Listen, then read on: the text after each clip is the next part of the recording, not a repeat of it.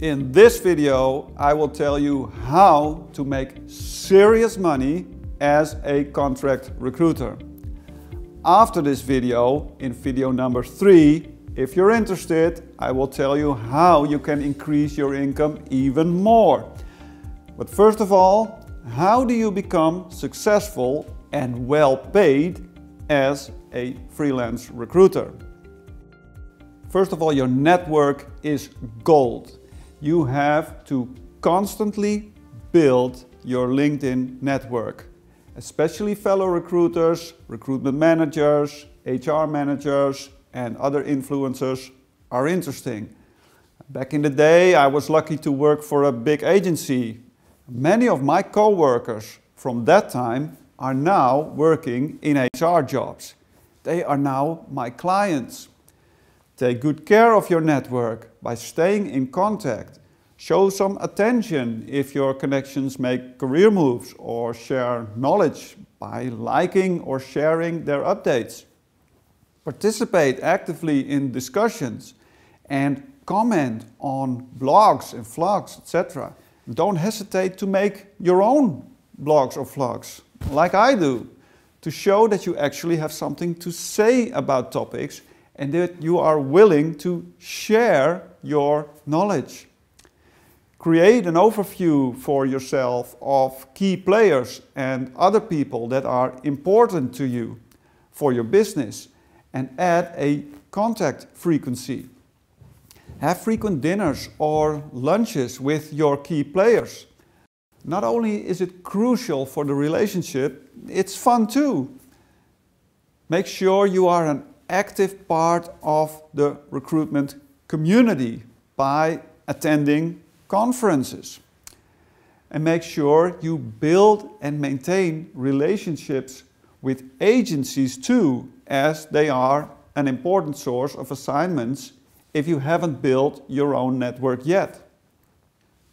Focus on creating value rather than quick money. If you are just beginning, start with a competitive hourly rate. Not too low, but a little lower than others. So do some homework first. Keep in mind that you have to be worth what you're asking, and you have to prove your value first. The big money will come later. Help permanent co-workers in the department as much as you possibly can. This effort will pay off in the long run. Be prepared to be on call on a regular basis and at short notice to offer networking, lunches, dinners, events, etc.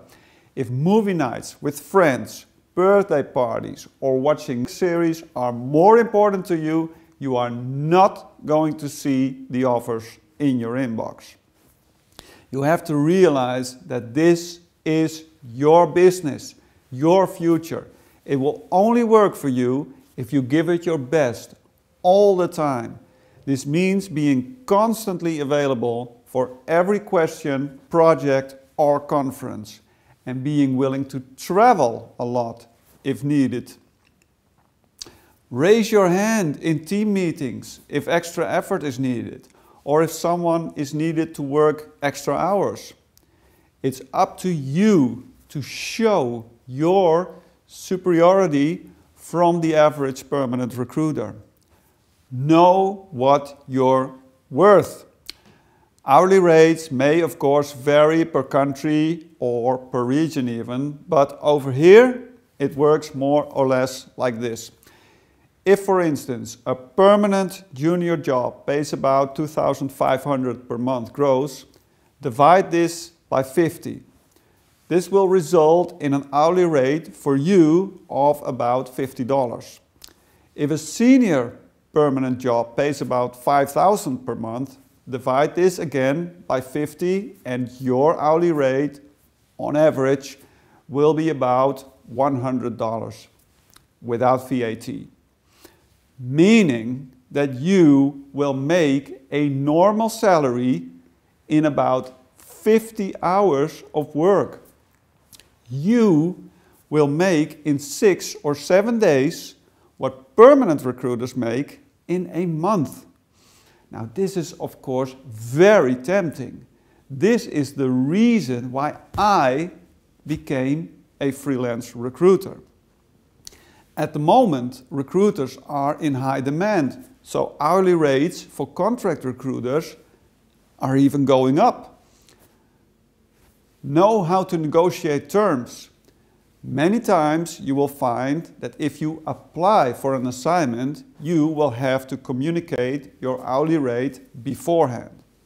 If that is necessary, always be very clear and mention it without any remarks like this is open for discussion or negotiations, as this will only weaken your position. If you don't have to mention your hourly rate, then always try to discuss terms at the latest stage possible. By that time, you will have less competition left and your client will not take the risk of not closing a deal at all.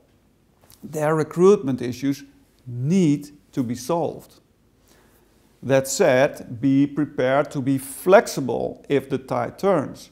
In the recent crisis years, I have worked for much less money as well, but I always managed to stay working and to get paid because, as I mentioned earlier, my primary focus has always been creating value for my clients. Many permanent recruiters lost their jobs during the crisis years, and I was able to continue working because I was very flexible. Flexible about my hourly rate, about traveling, about working hours, etc. If you follow these steps and you are constantly building your network and focusing on solving your clients' problems, you will be able to go from one assignment to the other. This way, you will find that you make a lot more money than permanent recruiters do.